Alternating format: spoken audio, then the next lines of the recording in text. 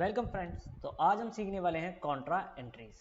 Contra entries सबसे पहले tally में हम इससे पहले जाएं, टैली में एंट्रीज सीखें। पहले मैं आप लोगों को कॉन्ट्रा एंट्रीज के बारे में बताऊंगा कि ये कॉन्ट्रा एंट्रीज होती क्या। बेसिकली कॉन्ट्रा एंट्रीज हमारी तीन होती हैं। तीन कौन कौन सी? कैश डिपॉजिट करना इनटू बैंक अकाउंट। अगर आप अपने कैश को डिपॉजिट कराते हैं अपने बैंक अकाउंट में तो ये हमारी कॉन्ट्रा एंट्री होती है। दूसरा, अगर आप कैश विड्रॉ करते हैं अपने बैंक अकाउंट से तो ये भी क्या होती है, हमारी कॉन्ट्रा एंट्री। और तीसरा आता है inter bank transfer. Inter bank transfer कहने का मतलब क्या है? Bank to bank transfer. आपने अपने एक बैंक अकाउंट से अपने ही दूसरे बैंक अकाउंट में पैसा ट्रांसफर कर दिया तो ये भी हमारी कॉन्ट्रा एंट्रीज बनेगी। तो बेसिकली तीन तरीके की हमारी कॉन्ट्रा एंट्रीज होती है। First is cash deposit into bank, then cash withdrawn from bank, and third one is inter bank transfer, bank to bank transfer. I hope आपको कॉन्ट्रा एंट्रीज क्लियर हो गई होंगी। अब मैंने एक प्रैक्टिकल क्वेश्चन ले रखा है इसमें और उसी से हम टैली में एंट्रीज करना सीखेंगे। टैली में एंट्री करने के लिए आपको कुछ लेजर्स क्रिएट करने पड़ेंगे पहले ही। मैं आपको बता देता हूं, जैसा कि हमारा क्वेश्चन है open an account in SBI bank. हमने एसबीआई बैंक में एसबीआई अकाउंट पर हमने एक अकाउंट ओपन किया है विद रुपीज 25,000, 25,000 रुपये लगा कर। देन हमने कैश विड्रॉ कर लिया एसबीआई से 3,000 रुपये। फिर हमने अकाउंट ओपन किया है एचडीएफसी बैंक में 10,000 रुपये से, और फिर कैश डिपॉजिट कराया है हमने एचडीएफसी अकाउंट में 5,000 रुपये, और फिर लास्ट में हमने ट्रांसफर किया है 4,500 रुपये एसबीआई से एचडीएफसी अकाउंट में। तो आप यहाँ देख रहे होंगे मैंने तीनों ही जो कॉन्ट्रा एंट्रीज अभी मैंने आपको बताई हैं वो तीनों ही मैंने यहाँ पर प्रैक्टिकली ले लिया। तो तीनों ही एंट्रीज को, यानी तीनों तरीके की एंट्रीज को, कॉन्ट्रा एंट्रीज को हम टैली में एंट्री करेंगे। तो मैं आपसे यहाँ पर सबसे पहले पूछूंगा कि यहाँ पर कौन कौन से लेजर बनेंगे। तो आप लोग लेजर यहाँ पर ढूंढिए कौन कौन से क्रिएट होंगे। आप कहेंगे सर एक तो एसबीआई का लेजर बनेगा, ठीक है सर। दूसरी एंट्री में एसबीआई यूज हो रहा है तो बनाने की जरूरत नहीं है क्योंकि एसबीआई हम ऑलरेडी क्रिएट कर चुके होंगे। देन आप एचडीएफसी बैंक का लेजर बनाएंगे। हाँ जी बिल्कुल बनाएंगे। सर एचडीएफसी बैंक का यहाँ भी बनेगा क्या? नहीं, हमने पहले ही बना लिया। फिर लास्ट वाली एंट्री में किसी का लेजर नहीं बनेगा क्योंकि एसबीआई का हम बना चुके हैं और एचडीएफसी का भी हम बना चुके हैं। कैश का हमें कोई लेजर बनाने की जरूरत नहीं होती क्योंकि टैली के अंदर कैश का लेजर ऑलरेडी अवेलेबल होता है। तो चलिए अब चलते हैं हम अपने टैली की स्क्रीन पर। टैली में आपको यहाँ पर जाना है सबसे पहले अकाउंट्स इन्फो पे। अकाउंट्स इन्फो के अंदर आप जाएंगे लेजर पर, लेजर पर जाएंगे और यहाँ पर लेजर क्रिएट करेंगे। लेजर पर जैसे जाएंगे क्रिएट आप प्रेस करेंगे, क्रिएट पर एंटर करेंगे तो यहाँ पर एक पॉपअप विंडो ओपन होगी। यहाँ पर आप अपने लेजर का नाम लिखेंगे, जैसे कि SBI bank account. SBI bank account का मैं पहला लेजर बना रहा हूँ। अंडर ग्रुप ये जाएगा हमारा बैंक अकाउंट में। कहां पर जाएगा? Bank account. जैसे ही आप बैंक अकाउंट लेंगे, एसबीआई मेरा क्या है? बैंक अकाउंट है ना, तो बैंक अकाउंट लेंगे और जैसे ही आप बैंक अकाउंट लेंगे तो ये आपसे पूछेगा कुछ पर्सनल इंफॉर्मेशन आपके बैंक से रिलेटेड। तो सबसे पहले क्या पूछता है? सबसे पहले पूछता है आपके अकाउंट होल्डर नेम। तो हमारी कंपनी का ही है तो एबीसी प्राइवेट लिमिटेड ही आएगा। अकाउंट नंबर आप जो भी यहाँ पर अकाउंट नंबर देना चाहते हैं वो आप दे सकते हैं यहाँ पर, ठीक है। मैंने एग्जाम्पल के लिए ऐसे ही ले लिया है। जो भी आपका बैंक अकाउंट नंबर होगा वो डालेंगे। आईएफएससी कोड यहाँ पर आप डाल सकते हैं अपने बैंक का, और जैसे ही आप आईएफएससी कोड डालेंगे वैसे ही आपका बैंक का नेम भी आने लगेगा। ब्रांच आप डाल सकते हैं कि आपकी ब्रांच कौन सी है। उसके बाद में ये कुछ और इन्फॉर्मेशन है, ये एडवांस लेवल का है, ये हम आगे समझेंगे, अभी मैं बिल्कुल आपको बेसिक्स सिखा रहा हूँ। देन आप एंटर करते हुए नीचे आ जाएंगे, ठीक है जी। हरियाणा ले लेते हैं। ओपनिंग बैलेंस अभी हमारा कुछ भी नहीं है क्योंकि हम अभी रिसेंटली अपना अकाउंट ओपन कर रहे हैं एसबीआई के अंदर। इसको करा देते हैं एक्सेप्ट। ये मेरा एक अकाउंट बन गया एसबीआई का। एक अकाउंट और बना लेते हैं हम, क्या? HDFC bank account.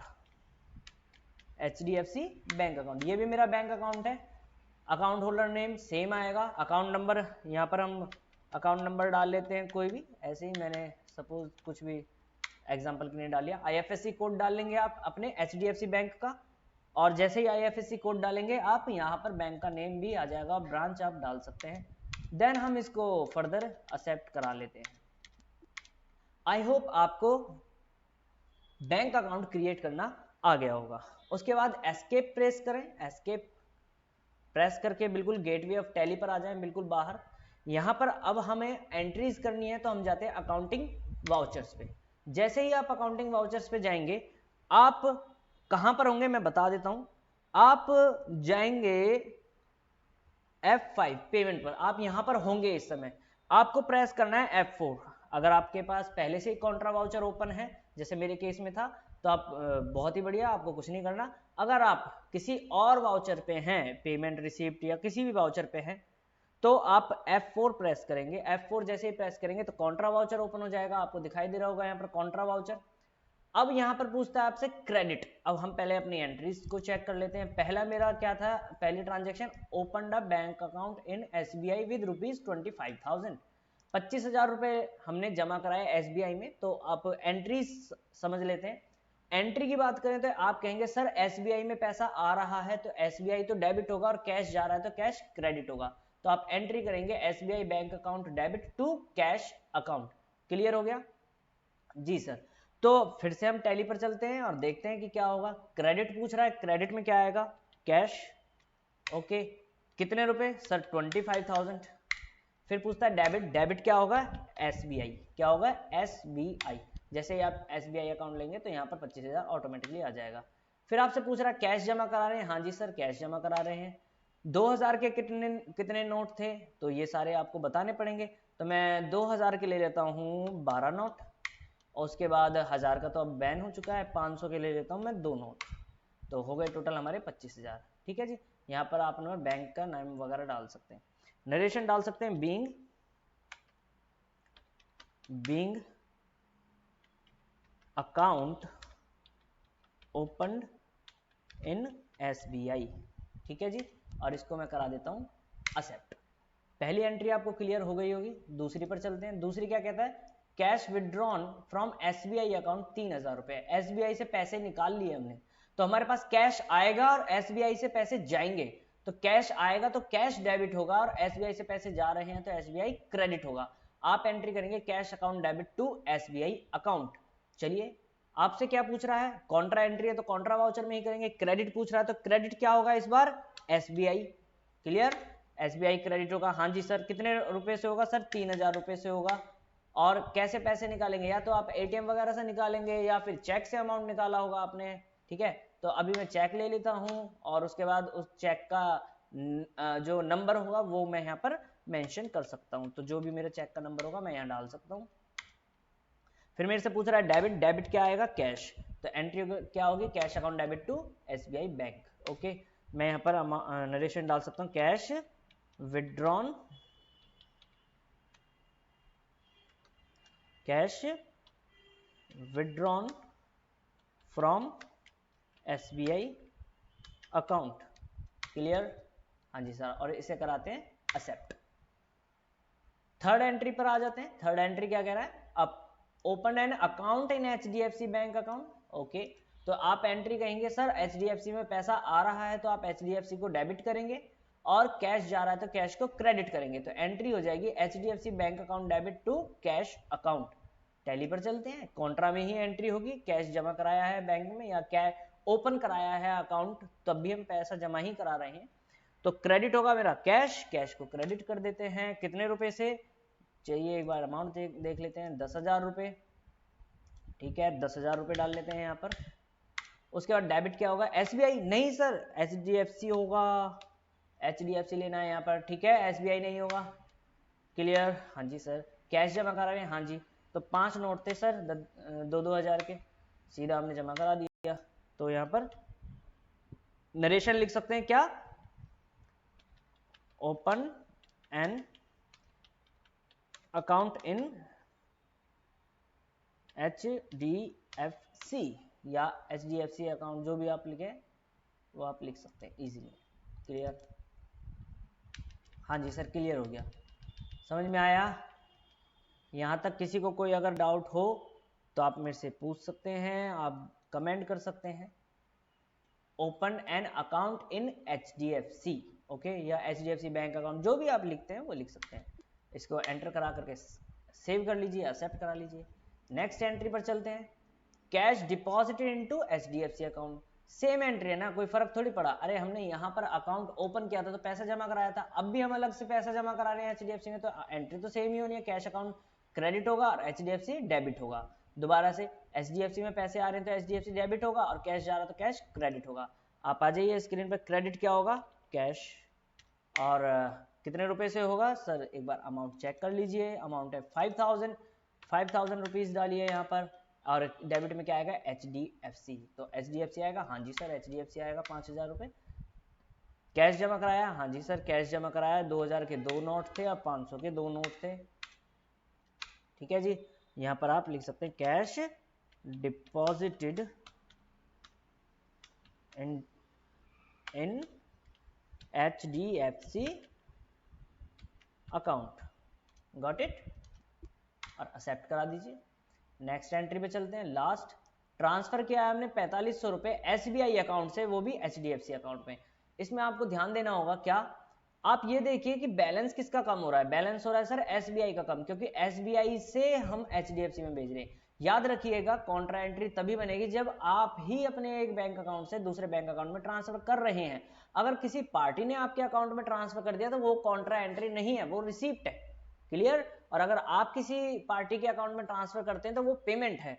और अगर आप अपने ही बैंक अकाउंट से और अपने दूसरे ही बैंक अकाउंट में ट्रांसफर करते हैं तो ये कॉन्ट्रा एंट्री है।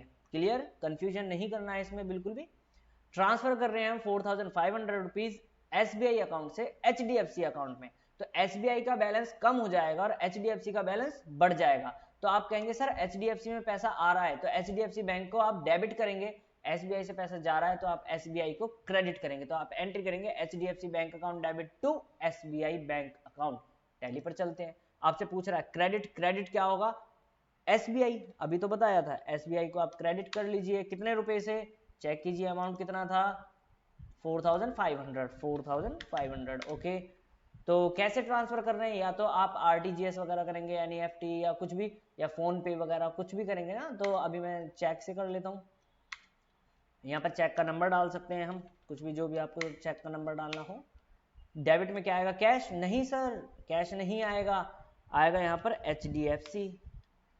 क्लियर, हाँ जी सर क्लियर। HDFC में पैसे आ गए तो HDFC को डेबिट कर दिया, और SBI से चले गए तो SBI को क्रेडिट कर दिया।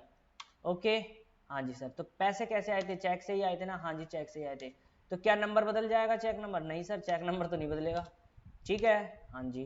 तो यहाँ पर अमाउंट लिख सकते हैं क्या, amount transferred from SBI account to HDFC account. Clear, हाँ जी, इसको एक्सेप्ट करा दीजिए। डन, हाँ जी सर बिल्कुल हमें समझ में आ गया है कॉन्ट्रा एंट्रीज। एक बार इफेक्ट देखते हैं, एस्केप करके बाहर आइए और बैलेंस शीट पर आ जाइए। बैलेंस शीट में आप डिटेल्ड बैलेंस शीट देखने के लिए Alt F1 प्रेस करेंगे। Alt F1 जैसे ही प्रेस करेंगे तो आपको यहाँ पर बैंक अकाउंट शो होगा, करंट असेट के अकाउंट अंडर। यहाँ पर आपको बैंक अकाउंट का बैलेंस दिखाई दे रहा होगा 37,000। आप इसको एंटर कीजिए। आप देखिए यहाँ पर दो बैंक अकाउंट आ रहे हैं, एक HDFC का और एक SBI का। जी सर हमारे दो ही बैंक अकाउंट है, एक HDFC और एक SBI। तो HDFC का बैलेंस कितना आ रहा है 19,500 और SBI का आ रहा है 17,500। तो HDFC का बैलेंस आ गया और SBI का बैलेंस आ गया। ठीक है, हाँ जी सर बिल्कुल ठीक है। अब अगर इसका आपको बैलेंस चेक करना है तो HDFC का बैलेंस आप चेक कर सकते हैं। यहाँ पर आपने कैश डिपॉजिट कराया है, कैश डिपॉजिट कराया और SBI से पैसे आए हैं, तो आपके पास टोटल अगर HDFC अकाउंट की बात करें तो 19,500 रुपीज आए हैं।